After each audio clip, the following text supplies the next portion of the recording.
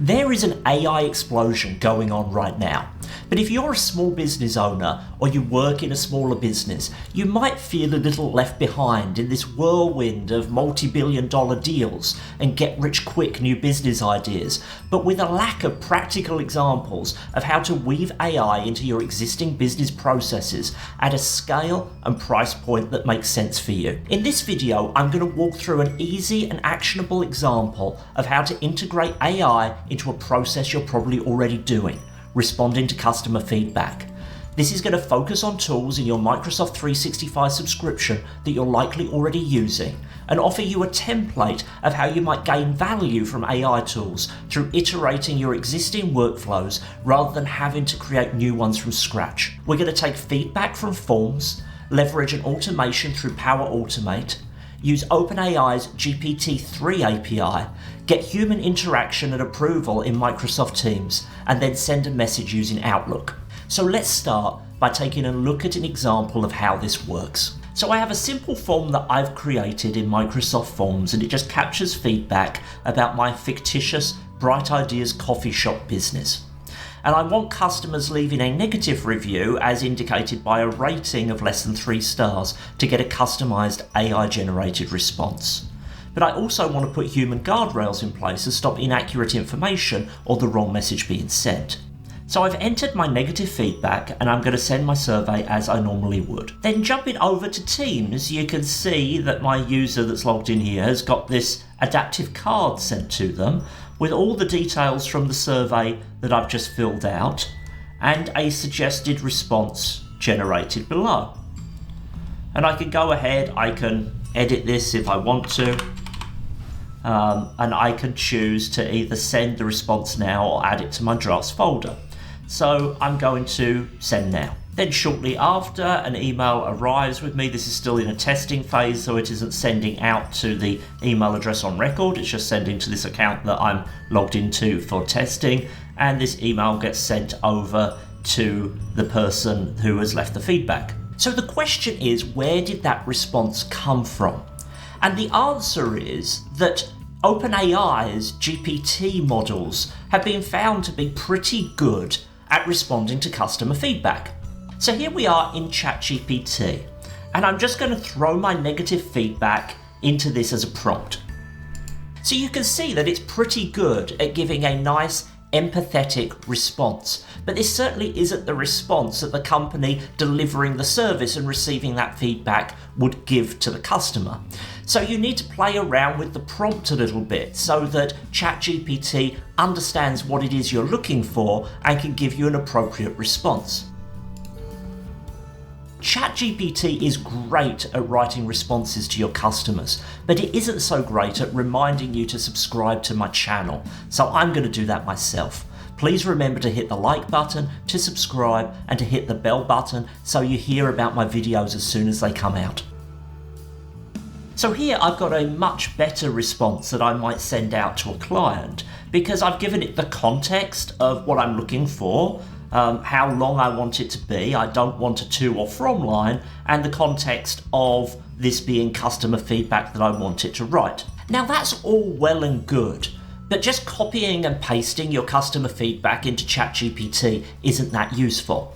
How do we go about automating this? Well, OpenAI offers an API that we can use. So let's take a look at this at platform.openai.com. And you can use the same account that you've logged into ChatGPT with to access this. And all you really need to do to get started with this in Power Automate is to get an API key. So you're going to come up to the top right corner, you're going to click on View API Keys, and you're going to create a new secret key. And then we're going to copy this because we're going to use it in Power Automate later on. Now you want to make sure that you don't ever share these secret keys with anyone. These are the keys for you to get into your account. Now, alternatively, I do want to highlight that Microsoft does also have the Azure OpenAI service, which at the time of this recording, anyone can seek access to, but that access needs to be approved.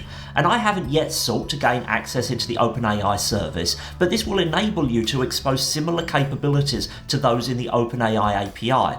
In the future, this may become an easier way of accessing OpenAI services from platforms like Power Automate or Logic Apps. So jumping over to Power Automate, I've built out a flow that is triggered using the Microsoft Forms connector when a new response arrives at that AI Responses demo survey. And where the response, the survey data is coming from is really unimportant. Any data that you could get in from a customer, whether it comes from email or some other survey platform, or maybe even a tweet, you could treat in the same way, so long as you can trigger a Power Automate flow when that information comes in and present it in some kind of structured way, then you could use that to initiate the type of process that we're going to look at. So this is actually a fairly simple flow. And the first thing that happens is that we have a condition step, because if you recall, we only want the results that are rated less than 3 to be put through this process. So if you are using Microsoft Forms, do remember that if you want a numerical comparison, Forms actually presents most of the results you get as a string, not as a number. So you need to create an expression using the int function in order to get that rating to be a number, so that you can do a comparison of is less than 3 to initiate this condition.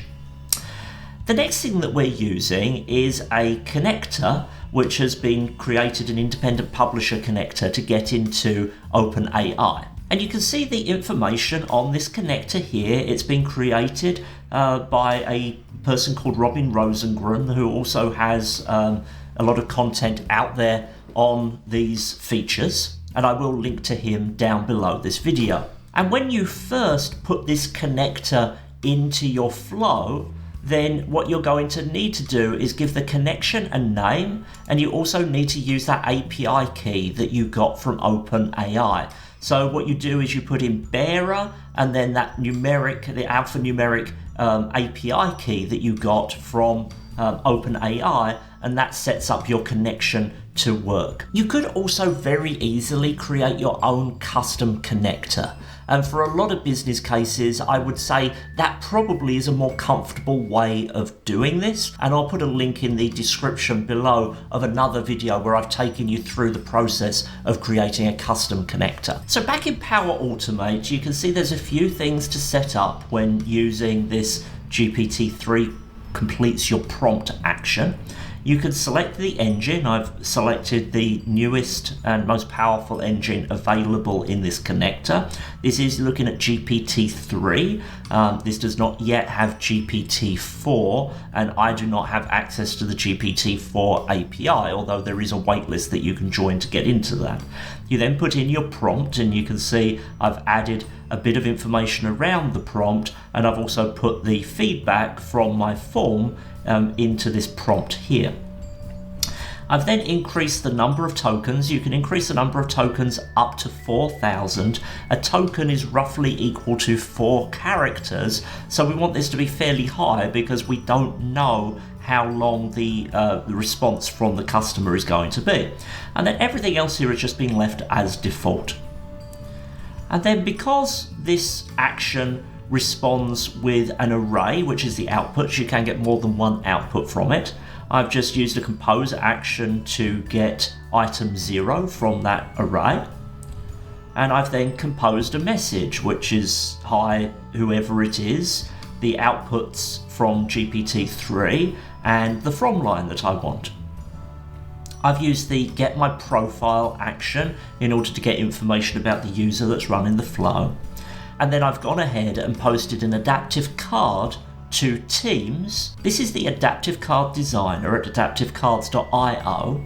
And all I did here was go through, this is a good drag and drop experience. I went through and created a card with two different submit actions, one send now and one add to drafts for later.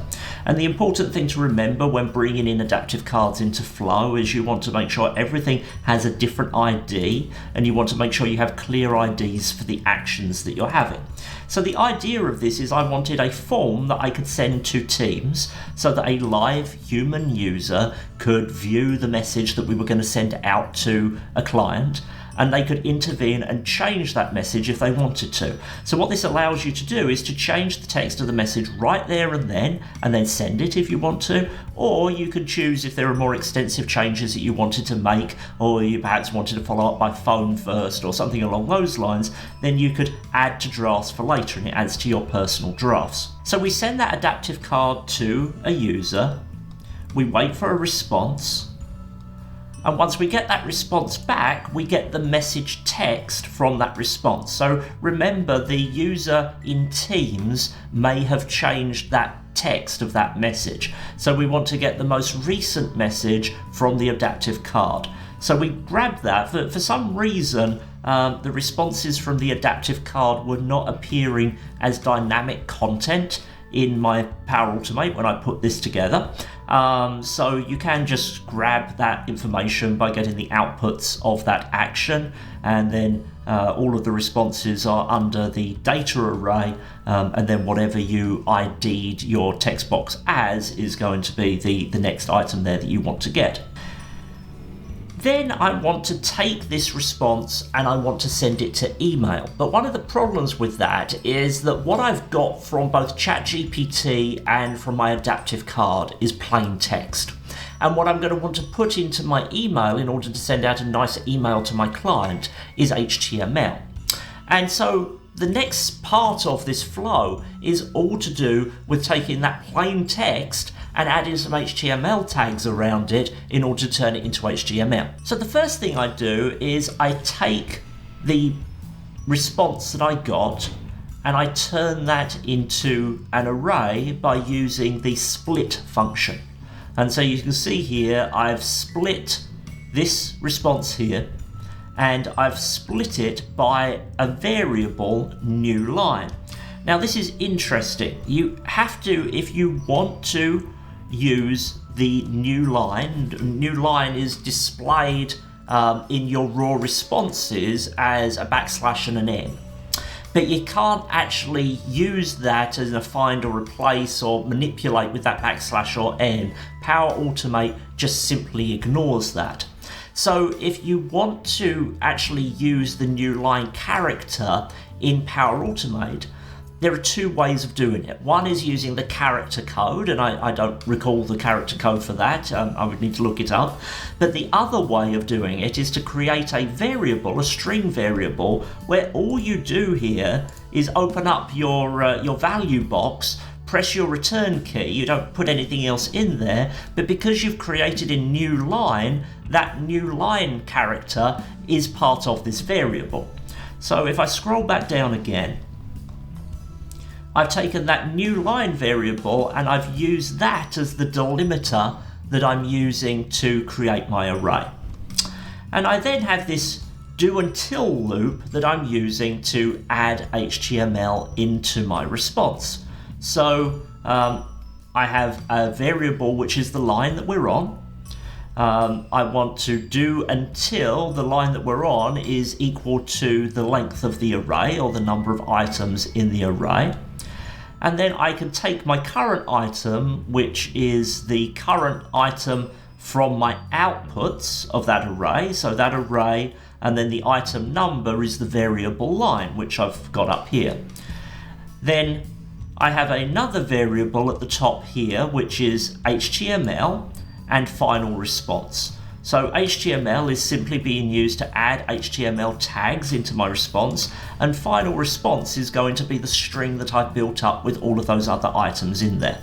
So what this loop does is it loops through each item in the array, and if there is a blank line between the previous item and the new item, then it is going to add a p tag for a new paragraph.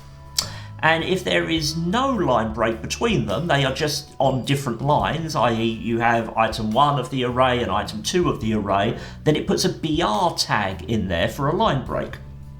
And so having iterated through all of this, we take that final response variable and we add a final close paragraph tag to this.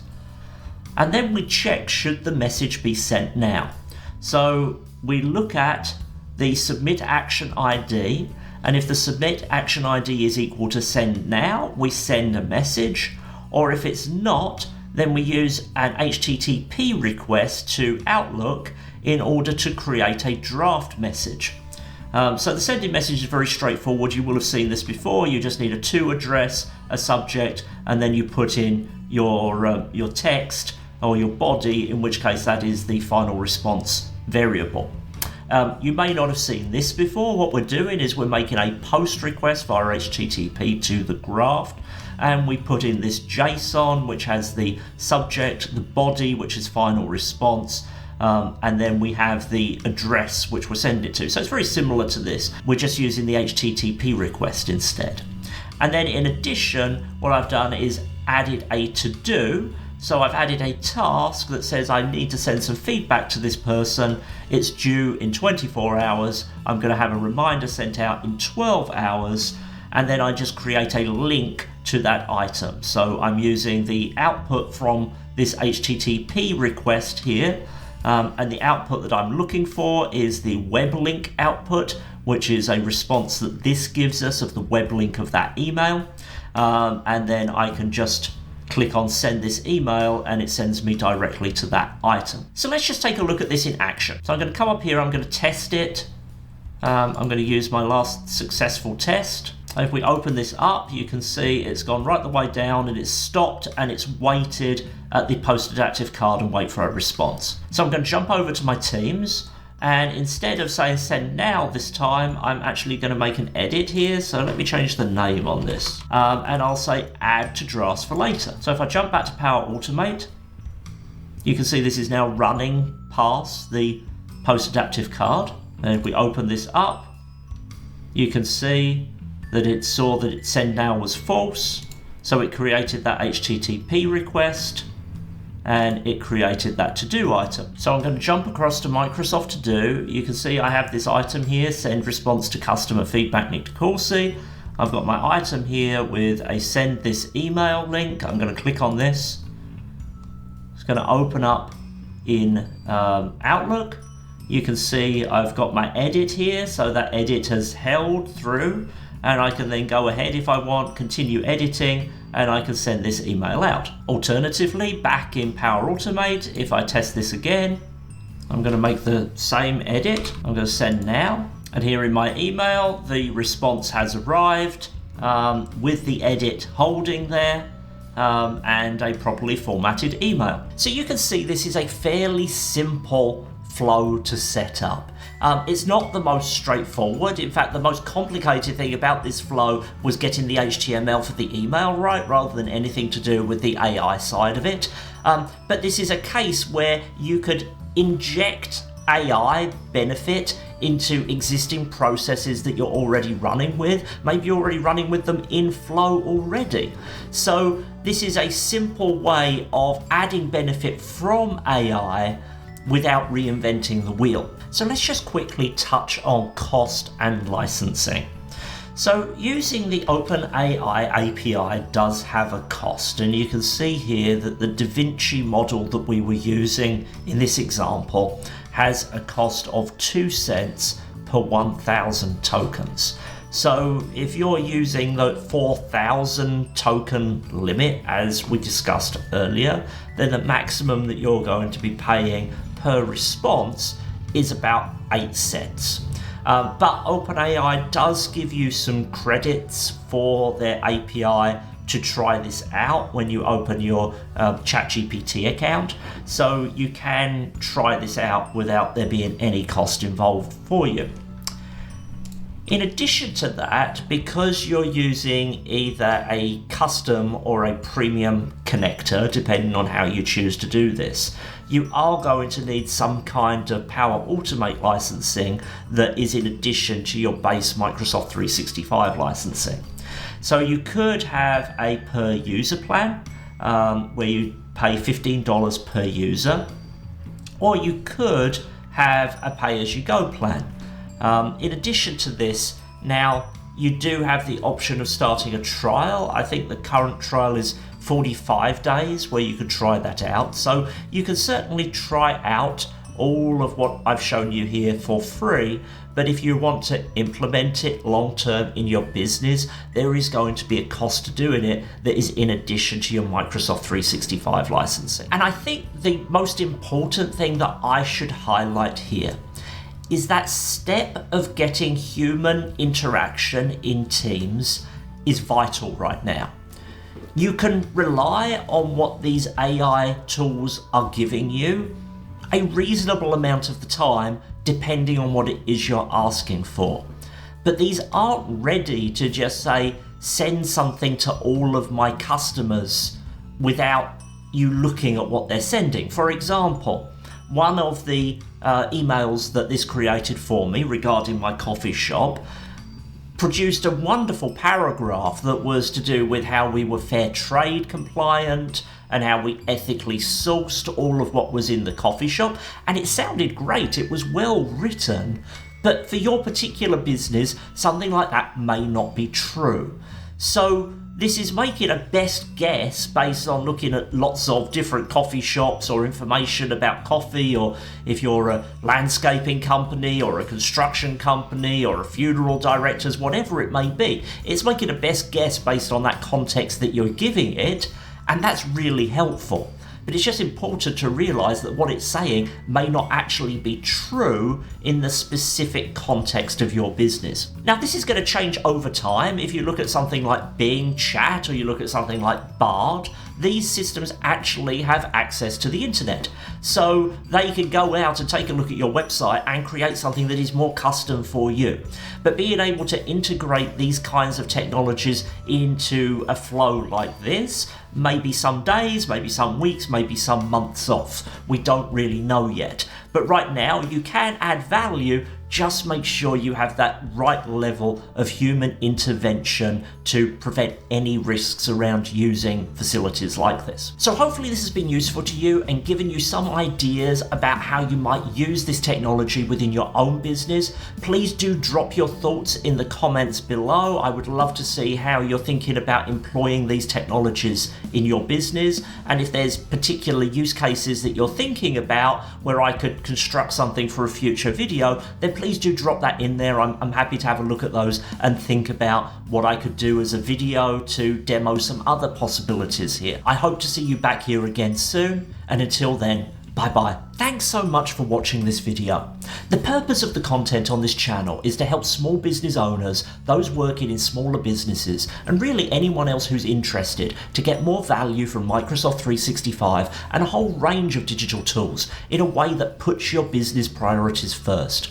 If you learned something new here, that's fantastic, and I welcome you giving feedback or asking questions in the comments. But often, you could benefit from more tailored, personalised help. And where that's the case, it'd be great if you'd consider reaching out for a consultation. Just head over to our Bright Ideas Agency website to get something set up. We work with a whole range of clients, both locally and further afield, and some work with us implementing the tools or strategies they first saw on the channel. I hope to see you back here soon. Until next time, bye-bye.